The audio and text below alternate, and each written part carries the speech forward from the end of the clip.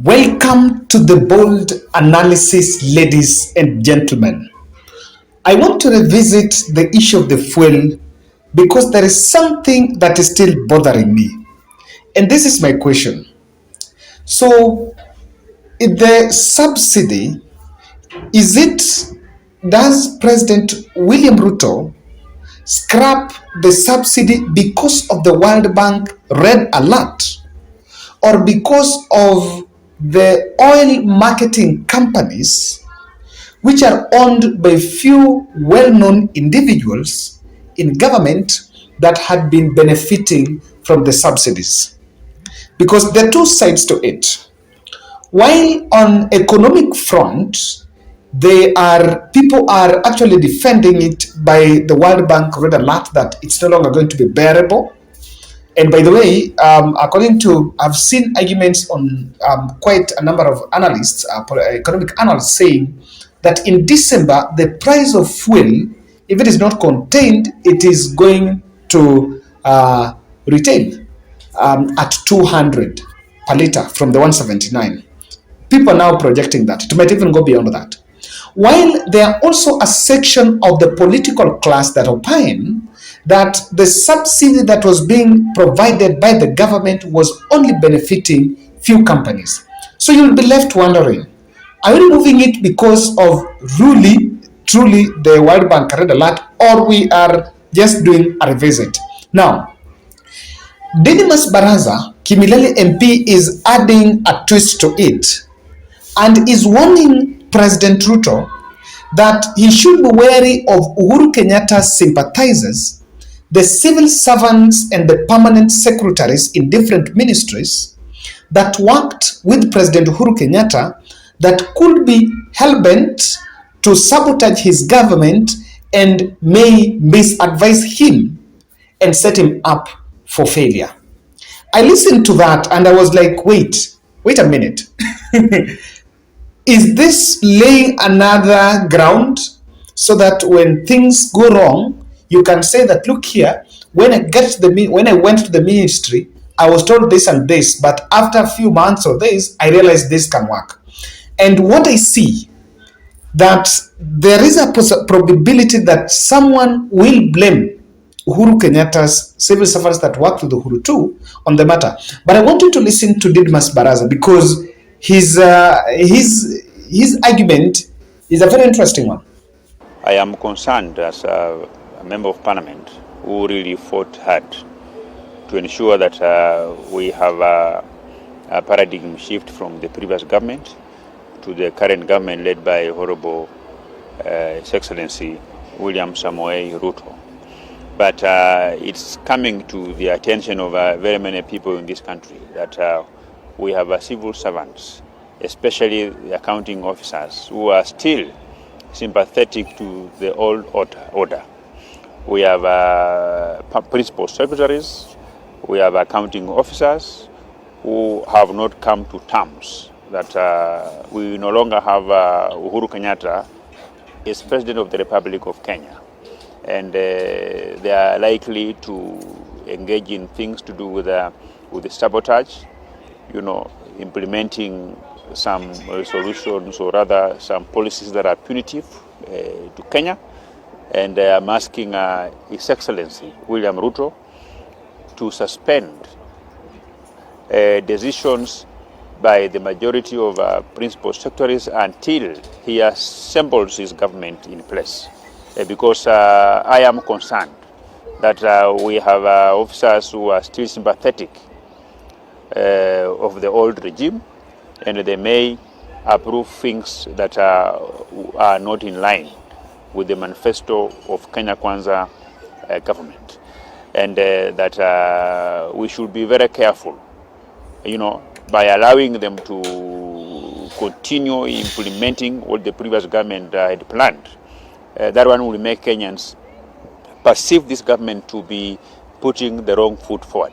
When you listen to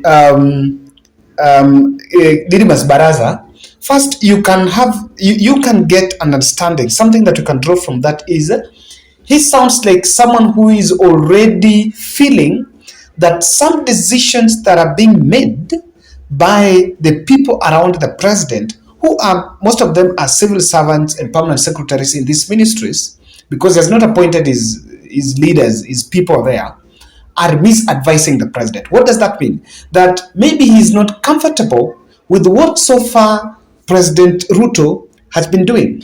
And I wonder this, whether it is going to be President Uhuru Kenyatta's permanent secretary or the new permanent secretary that will be appointed by William Ruto.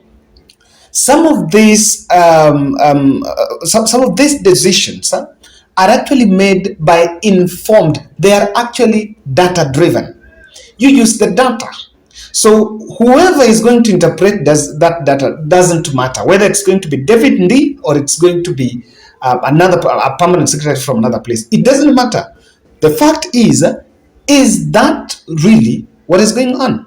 Because Baraza seems not to be very confident with what the permanent secretaries, and he's warning William Ruto that you need to stop, suspend everything that you've been told and every decision you've made from the day you elected president-elect to now. He's simply saying that maybe William Ruto is hurrying and should make concrete decisions with his team. We are waiting to see, and it's interesting because at some point it can turn against them. Now, if you want to know, this issue about fuel is very, very contentious, and it's a very delicate situation. It's a very delicate issue for even people who are close to William Ruto. I want you to listen to Alice Wahome. The Kandara MP is one of leaders that is touted to have been asked by the President William Ruto to step down, or rather to relinquish the parliamentary seat to take up a role in the cabinet. So today, she was speaking, I think she was speaking in somewhere in Canada, I think it could be today or yesterday, and she was trying to address the matter of fuel subsidy. Alice Kandara is one person that was really trolled during the campaign trail because she could not really grasp well the issue of the bottom up.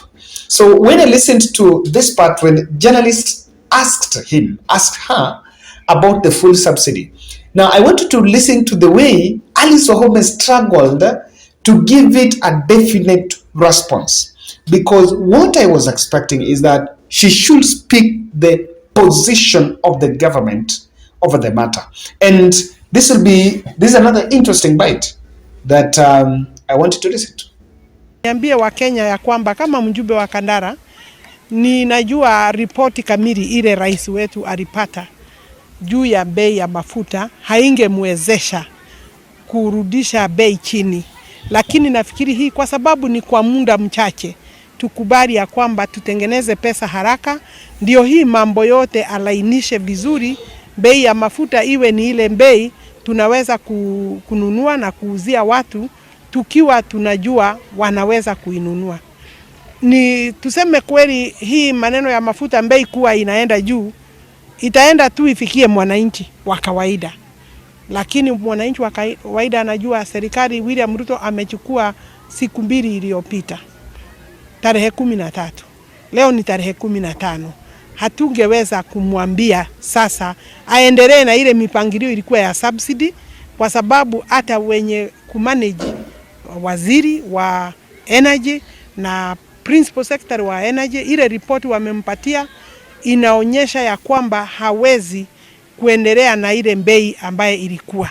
Kwa hivyo hii ni kwa muda mchache, tuambie Wakenya wasikufe moyo, wazidi kuweka bidii kwa kazi, na tugojee serikali itengeneze pesa kiasi ile itawezesha sisi kuleta bei nafuu.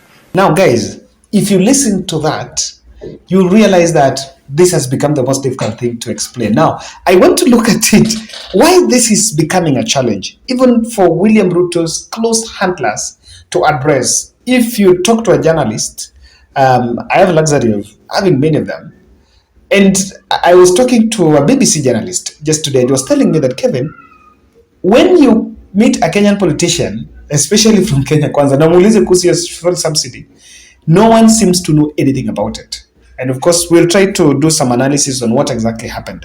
But then, kindly, I want to humbly request you to subscribe to our channel, click the notification bell and like our video. In this channel, we try to give you information as factual as we can. We optimize on that.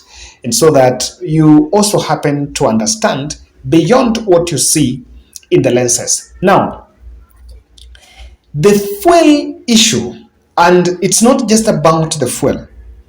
Why it has become so much difficult, a bit difficult for President William Ruto's handlers to explain to the public and have an official position over some of the decisions that are made is because President Ruto seems to be handling matters more of elite. There is elite, and some of these issues. Example, let me just use a good example. The fuel subsidy. During President Uhuru Kenyatta, it was being paid, but when the price of fuel went up, the president will get to the public and say that what is causing these issues is the war in Russia and the COVID and the international frictions, the forces, international markets forces that are beyond this country, so maybe also the international prices. So to that extent, the Kenyan voter was not given the luxury of questioning how much are we paying. We are told now the fuel oil importing companies are, I think, around 7. No one was giving people details on what exactly is happening. And they chose to tell the Kenyan people what they can consume, what they can trust, and what they can believe, they can work on. But when you make it elite, where you want to tell everyone, in fact, I can tell you that when the ministers go to parliament to explain the policies of the government, especially this on some figures, they'll be telling people on how many oil marketing companies.